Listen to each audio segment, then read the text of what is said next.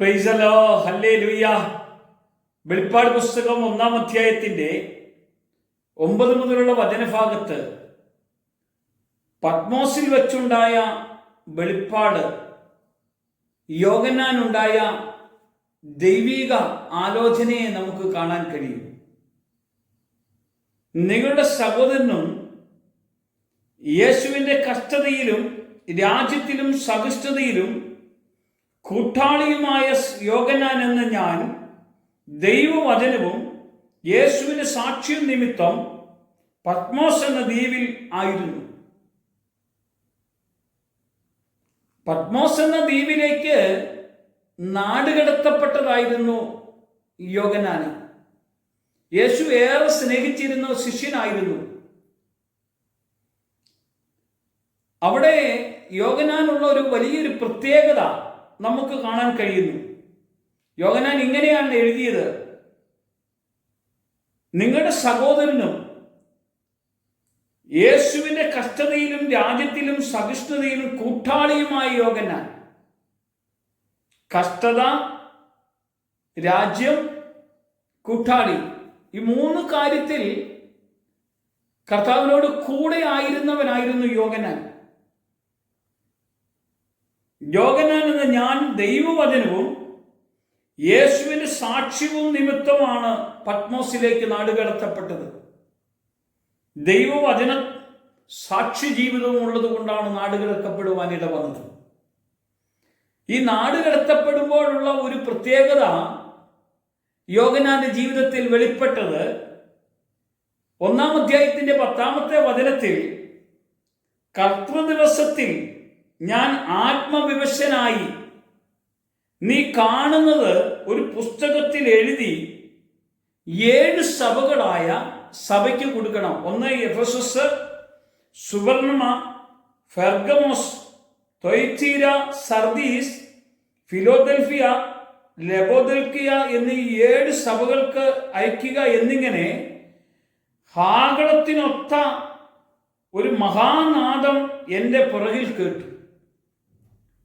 7 സഭകൾക്കുള്ള ഒരു ദൂത് ആത്മവിവശതയിലേക്ക് കൊണ്ടുവന്നു കർത്താവ്.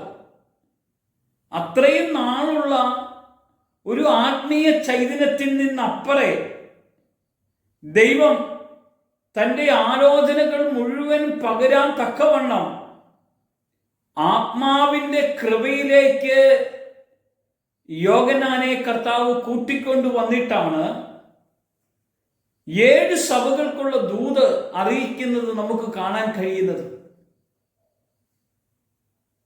ഇന്ന് ഇസ്രയേലും ഇറാനും തമ്മിലുള്ള യുദ്ധം ആരംഭിക്കുന്നതിന് മുമ്പ് ദൈവം പ്രവചന ദൂതുകളായി പല ദൈവദാസന്മാരിലൂടെയും ദൈവത്തിന്റെ അരുളിപ്പാടുകൾ നടത്തുവാനിട വന്നു. യുദ്ധങ്ങൾ വരാനിരിക്കുന്നു, അന്ത്യനാളുകൾ അടുത്തിരിക്കുന്നു,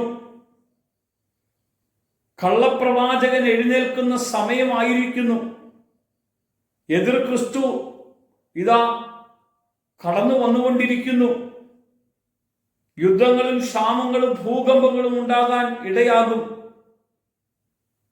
ഇതെല്ലാം ഒരു മുന്നറിയിപ്പ് പോലെയാണ് പറയാൻ ഇടവരുന്നത്.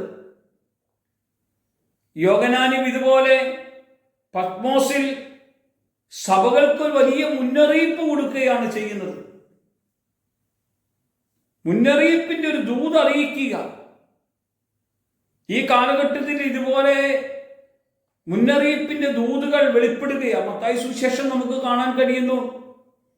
യേശുവിന്റെ വരവിന്റെ അടയാളങ്ങളെ ചോദിക്കുമ്പോൾ ഈ കാലത്തിന്റെ കഷ്ടം കഴിയും, ക്ഷാമം, ഭൂകമ്പം, പകർച്ചവ്യാധി, യുദ്ധങ്ങള്, രാജ്യത്തോട് എതിർക്കും, അങ്ങനെ പല സംഭവങ്ങളും നടക്കും.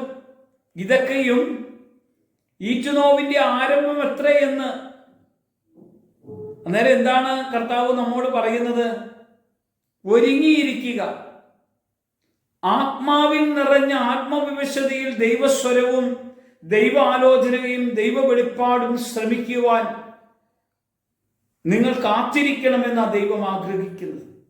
യോഹന്നാൻ ഈ വെളിപ്പാട് കൊടുക്കുമ്പോൾ ഇത് ആർക്കും കിട്ടാത്ത ഒരു ദൈവിക ആലോചനയാണ് ഇവിടെ വെളിപ്പെടുത്തുന്നത്.